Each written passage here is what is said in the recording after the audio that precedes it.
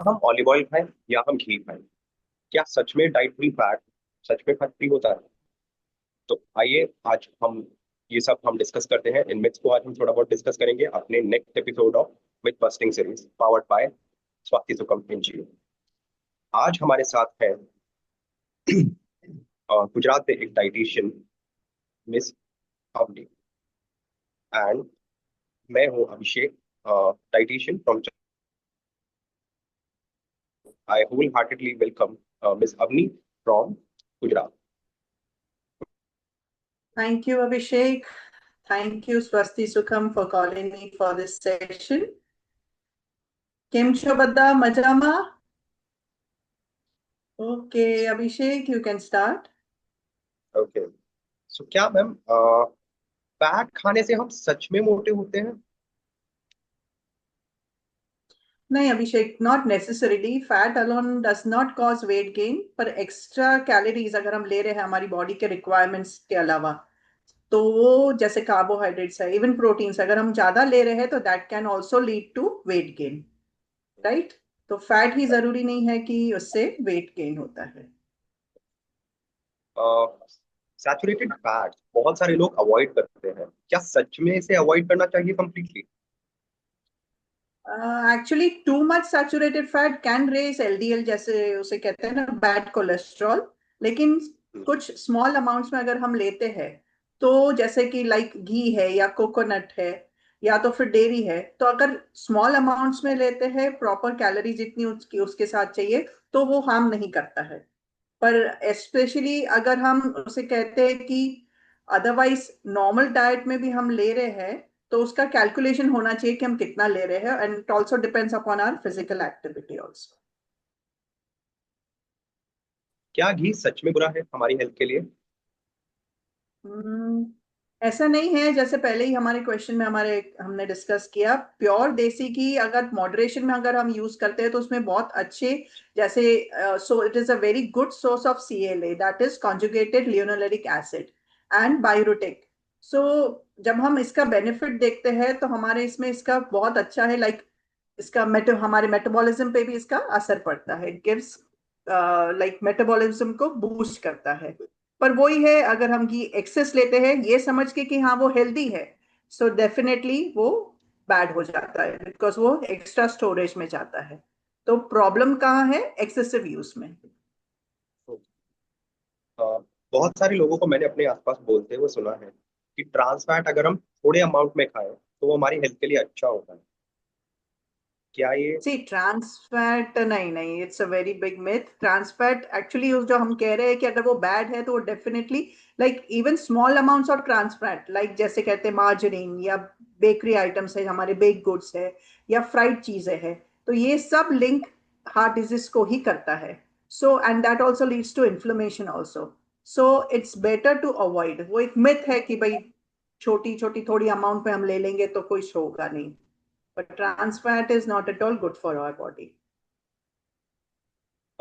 जैसा कि आप अपने आसपास देखते होंगे सोशल मीडिया के ऊपर भी कीटो डाइट का एक बहुत अच्छा खासा ट्रेंड चल रहा है, एंड जो लोग इसे प्रमोट करते हैं वो इसे बोलते हैं कि इससे डायबिटीज भी क्योर किया जा सकता है, रीनल की।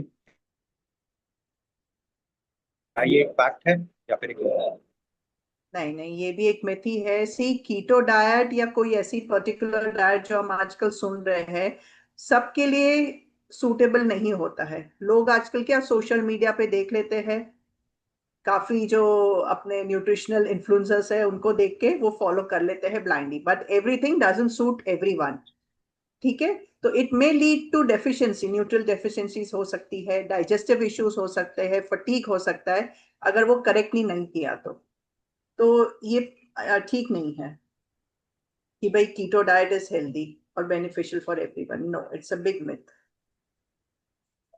Okay, so diet food should have zero fat, is it right और रॉन्ग? हाँ, नहीं नहीं नहीं, it is also big myth.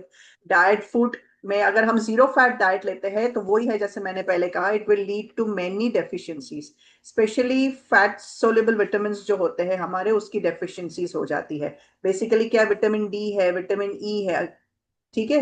ये अगर हमारी बॉडी में अच्छा वाला फैट नहीं है तो वो एब्जॉर्ब नहीं होते ये nutritions. So that leads to nutritional deficiencies, hormonal imbalance होता है, फटीग है, जो वो न्यूट्रिशनल डेफिशिएंसीज की वजह से जो सारे होते हैं वो प्रॉब्लम होती है इसकी वजह से। सो जीरो फैट डाइट नहीं होनी चाहिए, प्रॉपर मेजर्ड अमाउंट में, कंट्रोल अमाउंट में लेना जरूरी है डे टू डे डाइट में। सो बहुत सारे लोग ऐसे बोलते हैं कि एक अच्छी फैट डाइट लेने से कोलेस्ट्रॉल भी बढ़ता है, तो क्या ये सच है? सी सेम वे जैसे हमने पहले डिस्कस किया ना, जैसे गुड फैट होते हैं, बैड फैट होते हैं। अगर गुड फैट आपने ज्यादा ले लिया, ठीक है, तो इसमें गुड फैट अगर आप ज्यादा लेंगे तो वो भी एक्स्ट्रा स्टोरेज में जाएगा। तो जेनेटिक्स है, लाइफस्टाइल डिजीजेस है, अपनी अपनानी जो लाइफस्टाइल है, ठीक है, और कौन सा फैट लेना है, कितने अमाउंट में लेना है। जैसे गुड फैट्स है तो म्यूफा है, प्यूफा है, वो हम ले रहे हैं, पर वो भी अगर हम एक्सेस में ले रहे हैं तो that will lead to high cholesterols. तो ये जरूरी नहीं है कि अगर फैट रिच डाइट है तो कोलेस्ट्रॉल होगा ही। गुड फैट्स अगर आप लोगे तो वो हेल्प भी करता है गुड कोलेस्ट्रॉल बढ़ाने में।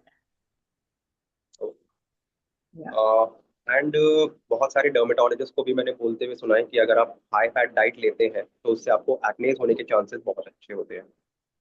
क्या ये सच है? Can you please repeat again? बहुत सारे डर्मेटोलॉजिस्ट को मैंने सुना है ये बोलते हुए कि हाई फैट डाइट लेने से हमें एक्नेज का प्रॉब्लम बहुत ही कॉमन हो जाता है या रिस्क इंक्रीज हो जाता है, तो क्या ये सच है? नहीं नहीं नहीं, नहीं नहीं, that is not directly related to it. See there is no strong link between the dietary fat and acne, right? जैसे अगर हम एक्सेस शुगर ले रहे हैं या डेयरी प्रोडक्ट्स ले रहे हैं या हमारे हार्मोन्स जो है वो भी बहुत इसमें हेल्प करते हैं। So it is not like कि फैटी फूड्स ही एक्ने कॉज करेंगे, no, it's a big myth. So thank you so much ma'am. Okay, thank you so much. या And stay tuned for our next episodes. Yeah, thank you, Abhishek. Thank you once again, Swasti Sukham, for giving this opportunity. Thank you.